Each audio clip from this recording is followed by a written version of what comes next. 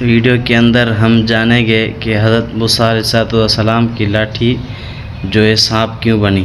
تو چلیے بنا کسی دیری کے اس ویڈیو کو دیکھتے ہیں۔ رات بہت سرد تھی، ہوا میں عجیب سی خاموشی تھی اور اندھیرا ایسا کہ ہاتھ کو ہاتھ سجائی نہ دے۔ حضرت موسیٰ علیہ السلام اپنے گھر والوں کے ساتھ سفر کر رہے تھے۔ راستہ مشکل تھا، سردی شدید تھی اور دور دور تک کسی آبادی کا نشان نہ تھا۔ اچانک موسیٰ علیہ السلام کی نظر ایک پہاڑ کی جانب پڑی۔ وہاں دور کہیں آگ کسی روشنی دکھائی دی۔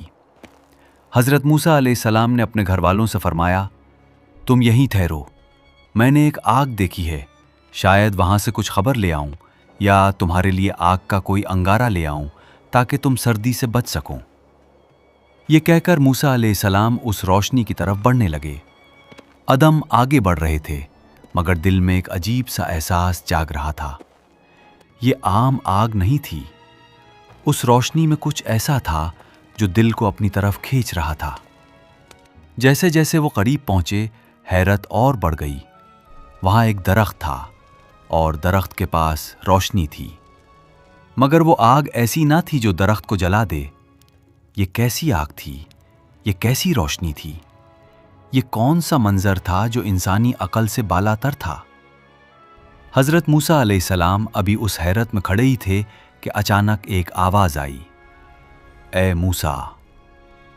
یہ آواز ایسی تھی کہ زمین و آسمان تھم گئے، دل کانپ اٹھا، روح لرز گئی۔ حضرت موسیٰ علیہ السلام ٹھٹک کر رہ گئے۔ پھر آواز آئی، بے شک میں ہی تمہارا رب ہوں، پس اپنے جوتے اتار دو، تم مقدس وادی طوا میں ہو۔ یہ سننا تھا کہ موسیٰ علیہ السلام پر حقیقت کھل گئی۔ یہ کسی انسان کی آواز نہ تھی، یہ کسی فرشتے کی پکار نہ تھی، یہ رب العالمین کا کلام تھا۔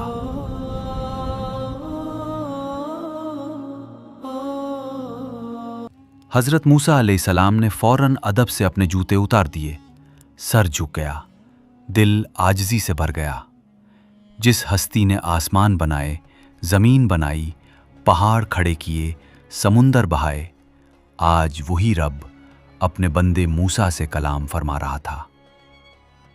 یہ موسیٰ علیہ السلام کی کتنی بڑی شان تھی کہ اللہ تعالیٰ نے انہیں اپنے کلام کے لیے چن لیا۔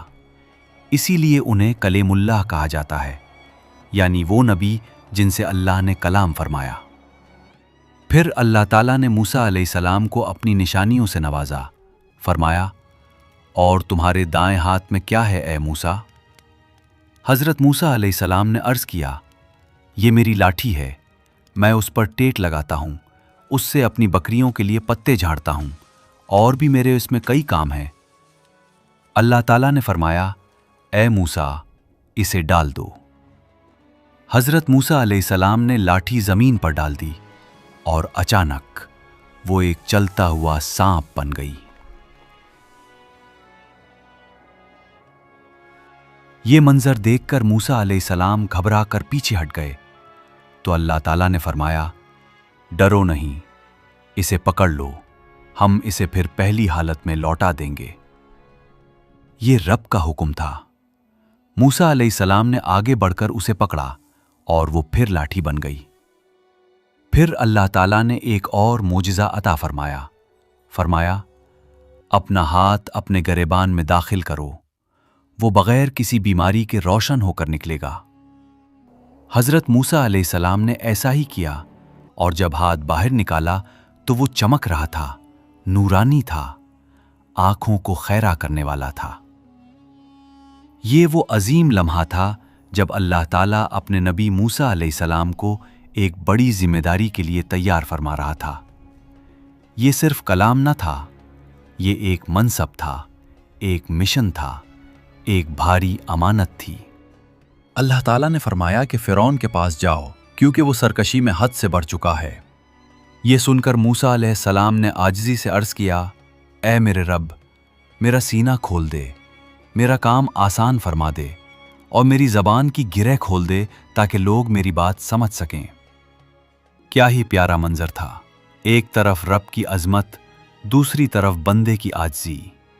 نہ غرور، نہ گھمنڈ، نہ اپنی طاقت پر بھروسہ، بس اپنے رب سے مدد کی دعا۔